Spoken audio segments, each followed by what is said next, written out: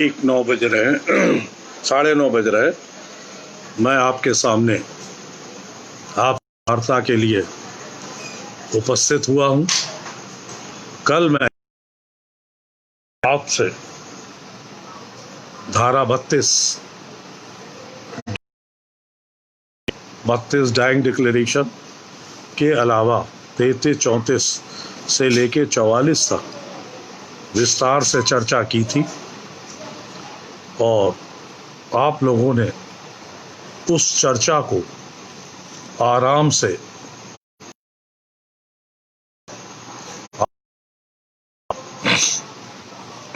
Dying declaration पर कम से कम 40 कुछ सवाल पूछे हैं। जो 40 द्वारा पूछे गए हैं वो मैंने नोट किए हैं। वो सवालों का जवाब देना आवश्यक है। सबसे पहले आप लोगों ने जो एक सवाल किया, जो अंचित द्विवेदी द्वारा ये सवाल किया, आज तक किसी पर कोई छूटा नहीं है। बेटा, ऐसा नहीं है। डाइंग डिक्लेरेशन पे मुकदमे छूटते हैं, छूटते रहेंगे।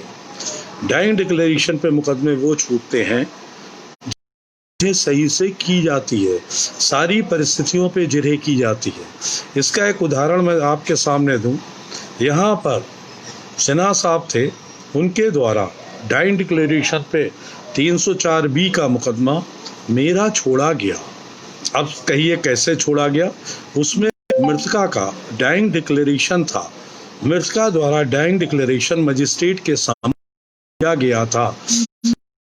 कहा गया था कि मेरी तबीयत खराब थी, मेरे पति सास ससुर द्वारा चाय के बहाने चाय में जहर पिलाकर दिया गया। तो उसमें उनके द्वारा मुझे जहर दिया। जो चीज है आपके सामने, तो ये dying declaration recorded by magistrate था ना, का केस है, 304B का केस है। अब इसमें हुआ क्या? वही तो मैं कह रहा हूं कि हर परिस्थितियां आपको देखना है। इसमें जो डाइंग डिक्लेरेशन होने के बाद विसरा प्रिजर्व किया, इसमें विसरा प्रिजर्व किया गया था। जब विसरा प्रिजर्व होकर एक्सपर्ट की ओपिनियन आई और जो FSL रिपोर्ट आई, उसमें काज ऑफ डेथ जो था तो क्या था? सल्फास। उसमें काज ऑफ डेथ था सल्फास। मैंने उस संबंध में डिफेंस में FSL को तलब किया था और FSL को तलब करने के बाद उनके द्वारा ये कहा गया था कि ये जो सल्फास है, अगर सल्फास को पानी में मिला के दे दिया जाता है तो न्यूट्रलाइज हो जाती है। जो चीज़ है फास्फीन गैस उड़ जाती है। ये मैंने तलब किया। तो मैंने उसमें जो चीज़ आपको बताया कि सल्फात जो है, उससे पूछा, जब ये सल्फात जो है, आपको आज बता दूं, पानी में जब ये मिलती है तो फास्फीन गैस उड़ जाती है। तो the whole story whatever is created by the producer is totally false. उसमें FIR भी थी कि जब हम पहुंचे जाके, हमारी लड़की ने हमें बताया कि बीमार मैं थी, मेरे घर वालों ने चाय मुझे पिलाई, चाय में मुझे जहर पिला दिया। तो फास्फीन जो सल्फाज है वो पानी में नहीं घुलता है। तो ये डाइंग डिक्लेरेशन था और इसमें सबका एक्यूटल हुआ। तो मेरे साथी, ऐसी बात नहीं है कि एक्यूटल नहीं होता। दूसरा एक केस में और बता रहा हूँ, वो डाइंग डिक्लेरेशन का सिन्हा साहब ने वो भी एक्यूटल करा था और उसमें जो डाइंग डिक्लेरेशन था, वो डाइंग डिक्लेरेशन इस तरह का था कि मेरे परिवार वालों द्वारा मुझे प्रताड़ित किया गया था। कहीं दहेज की मांग नहीं थी और प्रताड़ना में मेरे पति द्वारा मुझे रात के समय चाकुओं से गोद दिया, जिसकी चोटें मुझे आईं। जब उसमें मेडिकल एक्सपर्ट ओपिनियन थी और एक्सपर्ट ओपिनियन में गोली की चोट थी, और जो गोली की चोट उसमें थी, उस गोली की चोट से उसका हार्ट जो था वो पंचर्ड था। और हार्ट पंचर्ड के बाद ये मुंह से बोल नहीं सकती थी। ये डॉक्टर का स्टेटमेंट आया, तो जो स्टेटमेंट रिकॉर्ड हुआ डाइंग डिक्लेरेशन, उससे एक इंडिपेंडेंट पर्सन का डाइंग डिक्लेरेशन था। उसने कहा जब मैं पहुंचा जाके, मेरी भतीजे ने मुझे बताया कि इन्होंने ऐसे ऐसे करा, इन्होंने ऐसे चाकू से गोद डाला और मैं लाते समय रास्ते में मर गई, जबकि ऐसा नहीं था। उसकी पूरी नई स्टोरी, फॉल्स स्टोरी करी। जो डॉक्टर ने कहा कि आफ्टर ये, इसके तो चोट है, ये हार्ट में लग के गई है, जो हार्ट में ही चोट लगी है, हार्ट लेसरेशन हो गया है, ये बोल नहीं सकती थी। गोली लगने के बाद ये जिंदा तो रह सकती है जितने समय तक, उस डाइंग डिक्लेरेशन को भी डिसबिलीव किया गया। तो छोटे भाई, मेरे बेटा, डाइंग डिक्लेरेशन ऐसी चीज नहीं है, मगर डाइंग डिक्लेरेशन का कि आप जगह में किस तरह से जो सर्कमस्टांस है, जो ब्रेकेज कर दें। अगर आपने ब्रेकेज करा, you are with the IPC, आप 100% कामयाबी हासिल करेंगे। ये बात बिल्कुल सही है कि डाइंग डिक्लेरेशन पे कन्विक्शन कैन बी सस्टेन।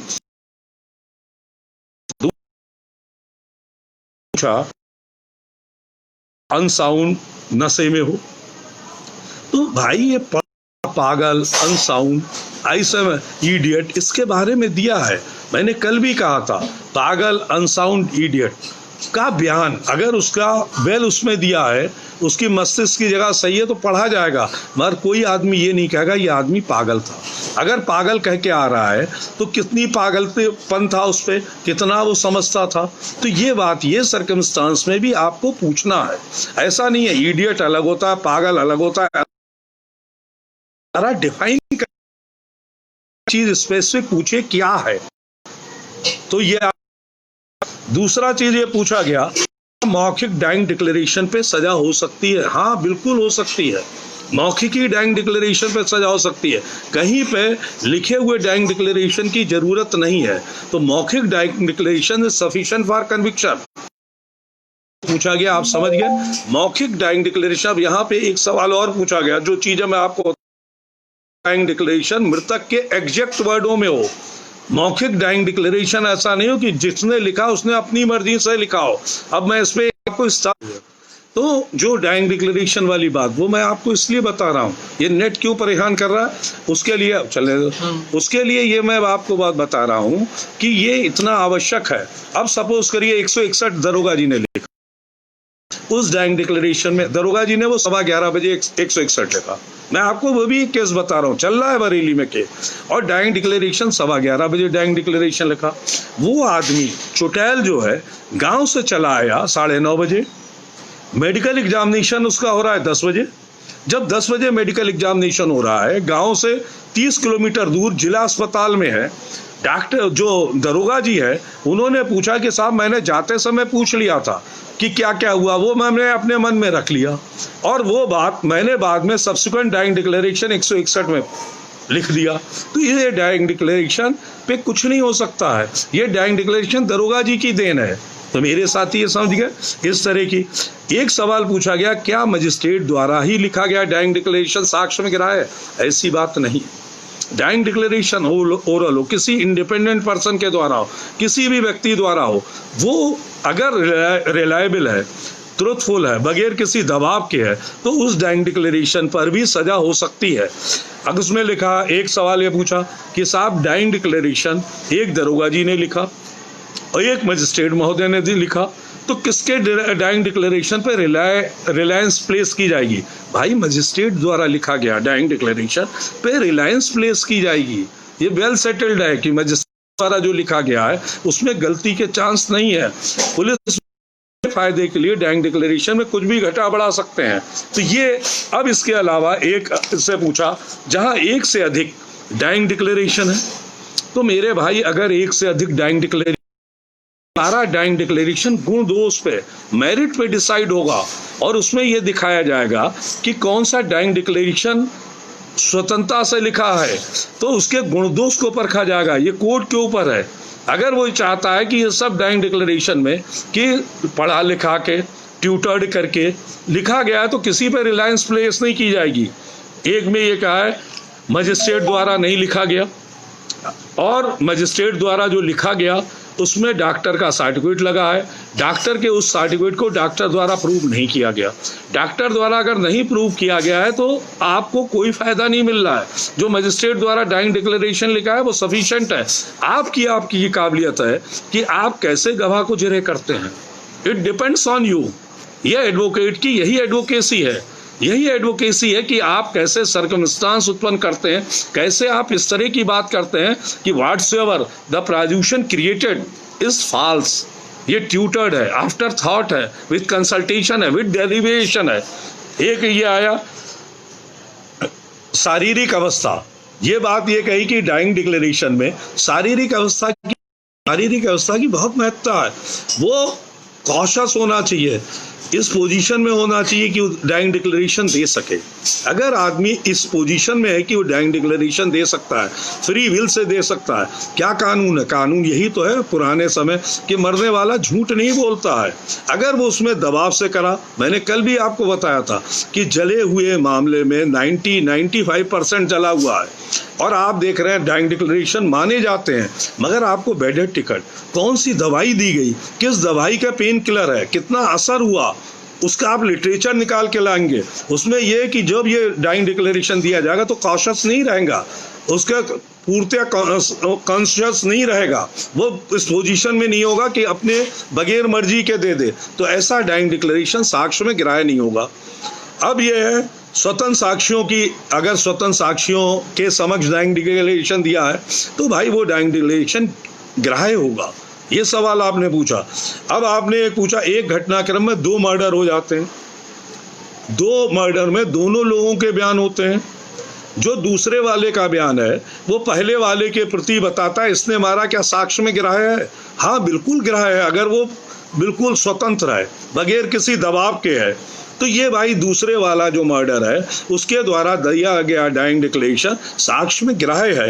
एक आपने पूछा जो लिख रहा था उसने संतुष्ट हुआ या नहीं संतुष्ट हुआ, ये जो सवाल है ये आपका 161 पे है। जो डाइंग डिक्लेरेशन लिख रहा है दरोगा, वो दरोगा ने 161 में स्टेटमेंट लिखा। मैंने क्या कहा? 115 पुलिस रेगुलेशन एक्ट, आप 115 पुलिस रेगुलेशन एक्ट लिखे, उसमें कहा है 2 स्वतंत्र गवाह। जब दरोगा को ये पता है ये व्यक्ति मरने वाला है और इसका जो बयान लिखा जा रहा है, तो it is duty of the IO to call to independent witness, और उनके सामने लिखेगा, उस पर दस्तखत करेगा, और दस्तखत करने के बाद दैट डाइंग डिक्लेरेशन आप होता है साक्ष्य में ग्राह्य है। एक चीज और जो पूछी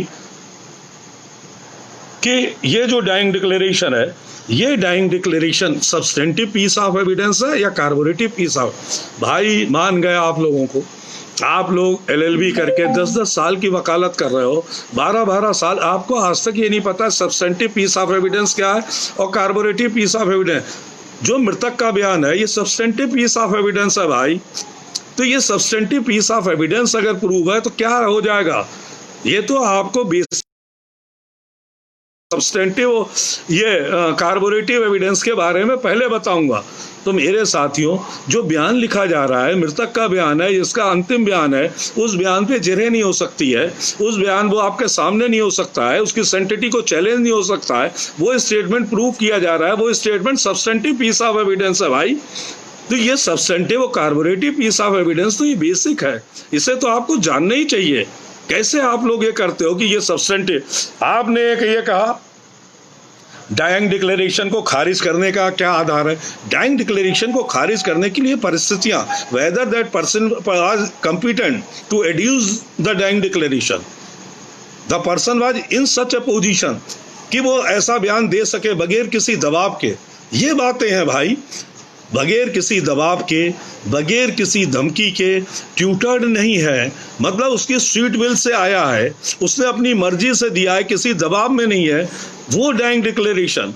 तो ये अगर डाइंग डिक्लेरेशन आपको पता चल रहा है ये दबाव में दिया, किसी ने हितबत कर दिया, मैंने कल आपको बताया था, नहीं तो एक अनार्की फैल जाएगी भाई। किसी के गोली लगी और गोली लगने के बाद आप लेके भाग रहे हैं, 2 लोग साथ में चले गए, आई विटनेस अकाउंट है, आई विटनेस अकाउंट हॉस्टाइल हुए, 2 लोग आए, उन्होंने डाइंग डिक्लेरेशन कर दिया कि साहब मैं जा रहा था तो अस्पताल में इसने कहा मुझे इसने गोली मार दी, तो that party is a dying declaration.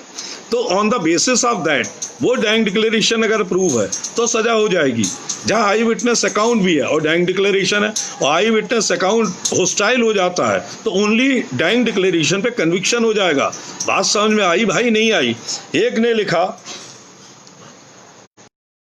मरने वाले की भाषा में नहीं लिखा गया, जो मरने वाला बोल रहा है वो भाषा जो मैंने अभी आपको बताया, अगर उसकी भाषा में नहीं लिखा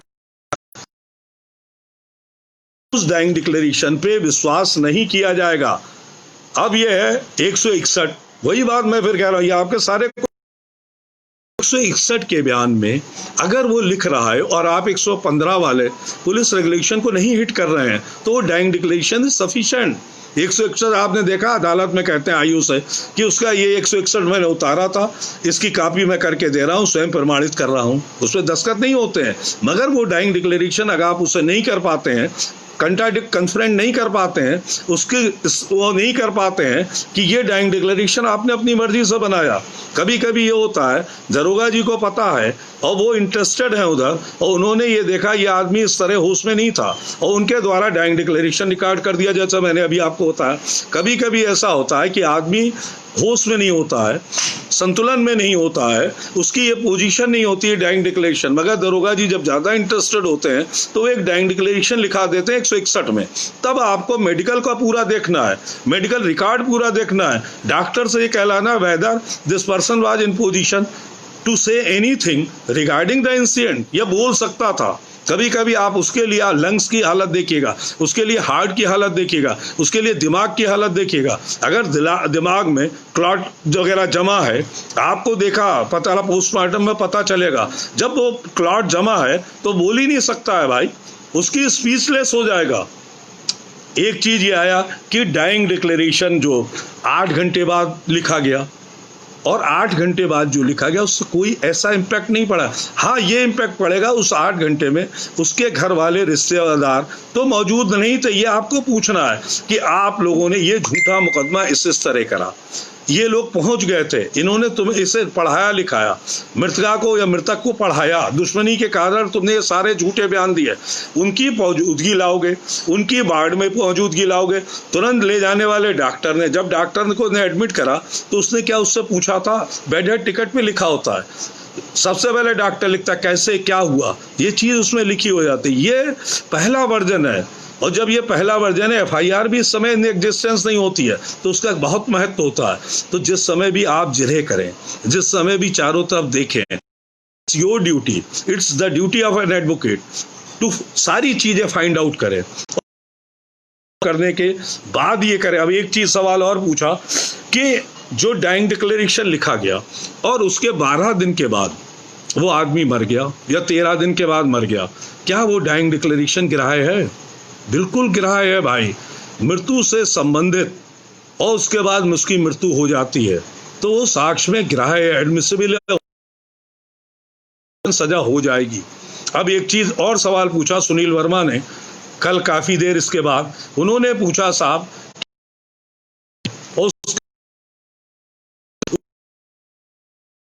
वैल्यू है भाई, उसे कन्फ्रंट कंट्राडिक्ट करोगे, वो एक कार्बोरेटिव वैल्यू है। Whatsoever the witness is saying before, वो उसका बयान हो गया। वो 164 अगर डिनायल कर रहा है या वो कर रहा है तो कार्बोरेटिव वैल्यू में आएगा, वो मरा नहीं है।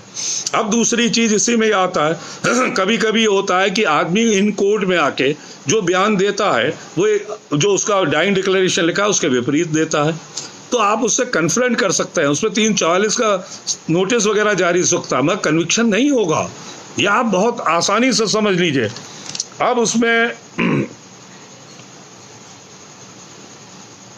ये आपके डाइंग डिक्लेरेशन पे सवाल थे, मैंने 10 सवाल, एक और सवाल करा गया और वो सवाल ये करा गया कि एक एफआईआर लिखाई गई और उस एफआईआर मिस्टर ए ने लिखाई, उसमें बीसी द्वारा घटना कारित करना बताया गया। जो डाइंग डिक्लेरेशन आया उस डाइंग डिक्लेरेशन में उसने डी का नाम लिया कि मेरी हत्या, मेरे ऊपर हमला डी द्वारा किया गया और डी जो है डी को भी मुलजिम बनाया गया। तो जब डी को मुलजिम बनाया गया तो डी को सजा होगा, वो डाइंग डिक्लेरेशन डी के खिलाफ पढ़ा जाएगा। तो ए बी की जो एफआईआर वाली वैल्यू है वो नहीं होगा, उसका जो स्टेटमेंट है डाइंग डिक्लेरेशन पे उससे ये माना जाएगा कि ये ए बी को नहीं देख पाया। तो मेरे भाई और कोई सवाल हो तो उसके, मैं अब ये बात आपको बता दूं मेरे साथियों, छोटे भाइयों, कि मैं डाइंग डिक्लेरेशन का चैप्टर सबसे ज़्यादा खतरनाक चैप्टर है। इस डाइंग डिक्लेरेशन के चैप्टर को जब आप जिरह करने के लिए खड़े हो, जो अंचित ने कहा कि छूटते नहीं, मैंने अपने 2 केस आपको बताया वो छूटे। जब आप डाइंग डिक्लेरेशन पे जिरह करने हो तो पहले, सबसे पहले आप टोटलिटी ऑफ द केस देखिए। उस टोटलिटी ऑफ केस के बाद मेडिकल देखिए, मेडिकल में क्या क्या है, किस तरह जहर खा के मरा, और ये एविडेंस आ रही है कि साहब सल्फास खा के मरा। सल्फास कभी भी, इस पे आप मास्ती हो, पानी होता है, पानी में सल्फास मिलाया जाता है, फास्फीन गैस होती है फास्फीन गैस से। तो आपको ये समीकरण, ये साइंस वालों को है, मगर आपको सीखना पड़ेगा भाई इसका क्या इम्पैक्ट है। जैसे बैगन वाली के जहर है, इम्पैक्ट है, रिएक्ट करते हैं, इसके बारे में डिटेल से जाने के बाद फिर उसकी पोजीशन, उसके बेड हेड टिकट में क्या था, इनका क्या इलाज दिया गया, इसके बारे में आप गूगल से सर्च करिए, मेडिकल जूरिस्प्रूडेंस से सर्च करिए, आप सर्च करिए, जानकारी हासिल करिए। ये नहीं पता है तो आपको ये पता चलेगा इसका क्या यूज हो रहा है, क्या इस्तेमाल हो रहा है, इसका क्या इफेक्ट होगा, कि उस समय जब ये बताया जा रहा है, क्या उस समय ये डाइंग डिक्लेरेशन के समय ये इस पोजीशन में थे कि वो बयान दे सके।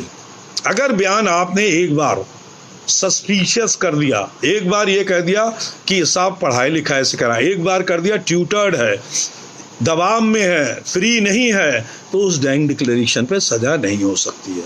इसके विपरीत आपने ये सोचा, वादी ने एक रिपोर्ट लिखाई 304 बी के केस में, और 304 के बी के केस में आपने रिपोर्ट, लड़की बेटी को दहेज के लिए जला के मार दिया, जहर से मार दिया, जैसे भी मार दिया। उसके बाद वो लड़की का अस्पताल में, और डाइंग डिक्लेरेशन में वो कहती है मेरे पति सास ससुर ने दहेज के लिए प्रताड़ना करा, इन सब ने एक राय होकर मुझे जहर दे के मार दिया या जला दिया। ये डाइंग डिक्लेरेशन हो गया। सब्सिक्वेंट आप क्या सोचते हैं, जो आप लोग सोचते हैं कि गवाह को होस्टाइल कर लिया, और गवाह को होस्टाइल करके क्या आप मुकदमा छूट जाएंगे? कभी नहीं छूटेंगे हॉस्टिलिटी पे। कन्विक्शन होगा only on the basis of the dying declaration. आज मेरा एक साथी, मेरा भाई मेरे पास सुबह आया, कल प्रश्न कर होगा है, उनकी लड़की को मार दिया गया या मर गई, आत्महत्या कर ली। आप ये देखिए जो उसने रिपोर्ट लिखाई, उसमें रिपोर्ट की रात होने के बाद 3 बजे उन्हें सूचना मिली कि लड़की लटका के मार दी गई। उन्होंने यही बात रिपोर्ट में लिखाई, उसमें 11 बजे वाली बात नहीं लिखी थी, उसमें लिखा था नवंबर में करा। तो मैंने कहा जब 11 पे सीडीआर मिल जाएगी, आपने लड़की से बात की, दैट एविडेंस इज सफिशिएंट। वो कह रहे हैं उधर सीओ ने पैसे ले लिए और उसे 306 में कन्वर्ट करने के लिए, मैंने किसी कीमत पे कन्वर्ट नहीं कर पाएगा। अगर आप अपना बयान, दूसरा आप देखें जो पोस्टमार्टम हुआ, इस पोस्टमार्टम में भी खेल होता है। अभी से खेल ये हुआ कि उसमें लिगेचर मार बैक, फ्रंट, आगे, चिन पे भी दिया। उस लिगेचर मार को 7 इंजरीज टाइप की कर दी, और उन 7 को लिखा लिगेचर मार सारे है, इन लोगों की 7 कर दी गई। मगर उस डॉक्टर ने उधर से भी पैसा ले लिया और इन्हें बेवकूफ बनाया कि ये भी दरोगा हैं। उसमें केवल ये लिख दिया एस्पीसिया, cause of death due to एस्पीसिया। ये एस्पीसिया हैंगिंग से है, स्ट्रेंगुलेशन से है, ये कहीं कुछ निकला, स्मूथरिंग से है। एस्पीसिया कई तरह से हो सकता है भाई। ये प्रश्न में आज सुबह सुबह, कल मेरा भाई होगा तो उसने कहा सुबह लेकर आया, मैंने बहुत मत परेशान हो, 304 भी में नहीं निकाल पाएगा 306 में। आप इतनी एविडेंस दीजिए, 161 इतना दीजिए, अपने बयान दीजिए। मैंने कोई माई का लाल नहीं है जो 304 भी हटा दे, और मैंने 300 अल्टरनेटिव चार्ज लगेगा तो, और 302 का जब घर के इनसाइड द हत्या पड़ी हुई है, इन्होंने कहा कि ऊपर से उतार के लाए, एक्सप्लेन कर रहे अंडर व्हाट सर्कमस्टांस। यही मैंने दरोगा जी को बताया, यही अपने छोटे भाई को थोड़ा सा वो आया महोदय ने 3-4 लाख रुपए ले लिए 306 में कन्वर्ट करने के लिए। तो आप देखिए कि यहाँ सब कुछ हो सकता है, कोई चीज ऐसी ये नहीं। तो मेरे साथियों, आपको के जो सवाल थे 20-22 लोगों ने पूछे थे, वो मैंने सब आपको डिटेल से बता दिए, ये मैंने सारे लिख रखे थे। तो इनका जवाब ये लिख रखे हैं, तो इनका जवाब मैंने आपको देने का प्रयास, कोई सवाल रह जाए पूछ सकते हैं। तो मेरे साथियों, डाइंग डिक्लेरेशन जो मृत्यु पूर्व बयान, मुकदमे में सजा हो सकती है। तो इन डाइंग डिक्लेरेशन के बारे में जब जिरह करना आपकी काबिलियत है, ये की काबिलियत है, तो पीसी पे कमांड, एविडेंस एक्ट पे कमांड होना। उसके अलावा आपको मेडिकल और अदर वकील को नाक कान आंख गला सब खोल के रखना चाहिए, और सारी बातें आपको स्पष्ट होना चाहिए। ये कंप्यूटर की तरह कंप्यूटराइज होना चाहिए, और ये चीज जब कंप्यूटराइज होगी, जब आप जिरह कर रहे होंगे, तो इस चीज को आप देखेंगे तो आपको भी मजा आएगा, मजिस्ट्रेट को भी मजा आएगा कि हमारा काबिल वकील है, इसकी से काटे, तो उसे भी बड़ी मेहनत करनी पड़ेगी। तो मेरे साथियों, आप, मैं समझता हूं इस बात को अच्छी तरह समझोगे, अब तो कोई परेशानी नहीं होना चाहिए। तो भाई कल फिर सवाल पूछ लेना, मैं बैठा तो हूं कि ये तक जाएगा। आज की न्यूज तक मस्ती मस्ती है, मैं खूब जवाब आप समझ गए। 32-33 मैंने आप था, तो मैं आप समझ गए होंगे। तो अब आप बिल्कुल भी गलती मत करिए मेरे साथियों, आप लोग भविष्य है बाहर के, तो ये गलतियां ना करें। तो समझ गए आप 34-35, ये तो मैंने आप बता दिया। अब आपके सामने शुरू होता है 45 एक्सपर्ट एविडेंस। हर आदमी अपनी लाइन का एक्सपर्ट, उसकी जो एक्सपर्ट एविडेंस है 45 में एविडेंस हो, जहाँ हैंड राइटिंग के लिए, चाहे की हो, डॉक्टरी हो, एफएसएल हो, फिंगरप्रिंट हो, तो ये सुसंगत मानी जाती कि अपनी लाइन के एक्सपर्ट होते हैं। मगर मेरे भाइयों, इस चीज के लिए इसमें 45A जो बनी है, वो कंप्यूटर की जो है, उसमें जो चीज है वो भी एक्सपर्ट की राय है, उसे सुसंगत माना जाता है 45A में। तो इसमें आप देखिए मेडिकल के बारे में क्या राय एक्सपर्ट की आएगी।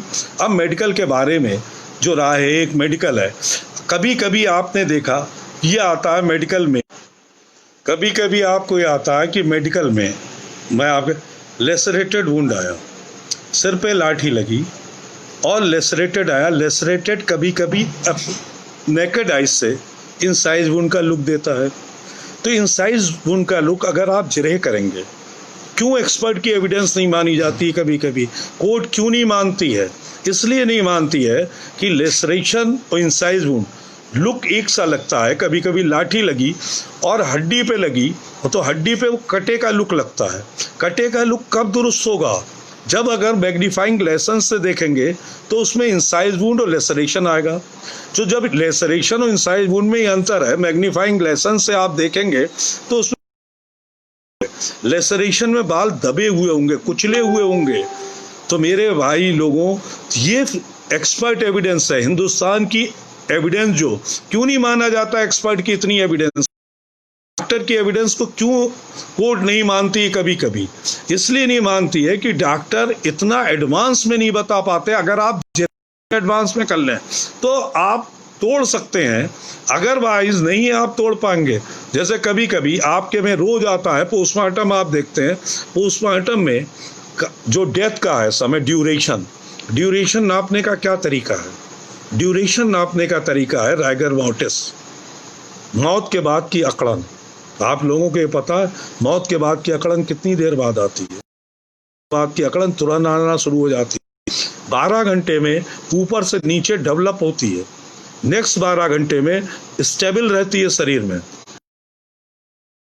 निकलना शुरू होती है। तो जिस तरह से आती है उसी तरह से जाती है। तो ये जो 36 कितना हुआ, 12 12 24 12 36, तो 36 घंटे के बाद राइगर मोर्टिस पूरी तरह से निकल जाती है शरीर से। तो आप ये देखते हैं, वो लिखते हैं rigor mortis present in upper and lower limb, ये लिखा होता है, या लिखा होता है राइगर मोर्टिस पासेज ऑफ, कभी लिखा कहते हैं एक दिन। तो ऐसी होना चाहिए। दूसरा चीज किससे होता है, एक ही मापदंड है। उसके बाद मैगट, जो कीड़े जो कुर्सी है वो आपसे कॉम्पिटेंट है, वो वेल अक्वेंटेड विद मेडिकल, जिरे नहीं करेंगे तो मुस्कुराता रहेगा और मुस्कुरा के आपको बिल्कुल। तो मेरे साथियों, मैं जो आपको ये बात बता रहा हूं कि कल एक्सपर्ट बताऊंगा, में रुक जा रहा है क्यों, आज मेरा इंटरनेट सुबह ही खत्म हो गया था। तो मेरे साथियों, कल मैं एक्सपर्ट पे पूरा, आप पूरी तरह से चाहिएगा। 45 मुख्य है, 45 46 ही और 47 पे ज्यादा, उसके बाद तो सारा ऐसा है। मगर ये जो एक्सपर्ट एविडेंस है वो बहुत महत्वपूर्ण है। इसके बारे में अगर आपको जानकारी नहीं है, चाहे वो 323 का मुकदमा हो, चाहे 325 का हो, 325 में भी आपको ये कैलेसिस, कैल्शियम कितने समय, हड्डी टूटी कब की है, ये सारी बातें आपको तो कुछ जो कल में हम आप तक करेंगे, क्योंकि नेट रुक रहा नहीं आता भाइयों। यहां तक जो डीडी के बारे में आपने सब ने आपको उत्तर दिया, उम्मीद है आपको समझ में आए। तो कल आप मुझसे फिर पूछ लीजिए। आज 20 25 30 से मैंने आप कल 45 एविडेंस एक्ट से शुरू करते हैं। एक्सपर्ट की ओपिनियन, एक्सपर्ट एविडेंस पे क्या करना है, कैसे करना है, तो कि ये फिर रुक जाएगा।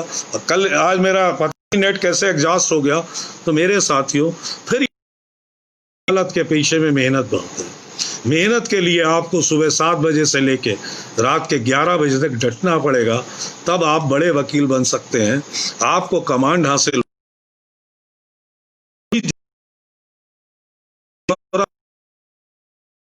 What is to be asked and what is not to be asked, ये बेसिक है। क्या आपको पूछना है, क्या नहीं, ये बहुत महत्वपूर्ण है। तो कल मैं आपको, अब जिस समय भी बंद हो जाएगा उस समय बंद मान लूंगा, तो आपको ये बहुत महत्वपूर्ण है। What is to be asked and what is not to be asked. आपके एक सवाल से पूरा मुकदमा डिस्ट्रॉय हो जाता है। एक सवाल आपने पूछ लिया, मेरे एक साथी ने मेरे सामने आप जिसकी उसमें भी गया, एग्जाम में भी उसने ये सवाल पूछा, जिला जज क्यों हुआ, मैं खड़ा काम से और जिरे कर रहा था।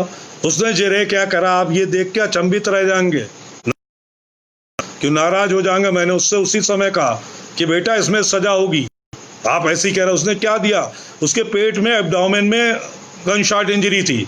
उसने क्या सजेशन दिया, उसने कहा देखो तमंचा लगा था, वो दब गया, उसकी चोट आ गई। अब आप ये सोचो, अगर मेडिकल नहीं पता, कॉन्टेक्ट वुड की क्या, अब इससे कौन बचा देगा। यू आर वेल ओकेंटेड कि आपकी तमंचा हेड में दबा था, वो चल गया, उससे मर गया। टाइम, प्लेस, डेट, इंजरी सब आपने एडमिशन कर लिया। अब तमंचा चलाते रहिए फेट से, कौन सी एविडेंस से कर लेंगे। अगर जज छोड़ना चाहेगा तब भी नहीं छोड़ सकता है, ऊपर वाला भी नहीं छोड़ सकता। जब मैंने उससे कहा आपको क्या आता है, ये मैंने पूछा है, तो आप बताइए, ऐसे लोग को मैं कोई ये तो गलत बता दिया, इस तरह के सवाल पूछे जाते हैं। ऐसे ही यहाँ बरेली के एक सीनियर एडवोकेट ने,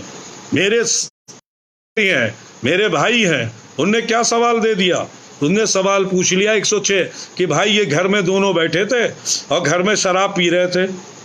अब शराब पी रहे, शराब में नशे से मर गया, सारा एडमिशन हो गया। उससे पहले अब नशा बर्डन करना आपके ऊपर है, सारा एडमिशन हो गया। आप देखिए, इस तरह के सवाल मत पूछिए। एक सिंगल सवाल पूरा मुकदमा से आप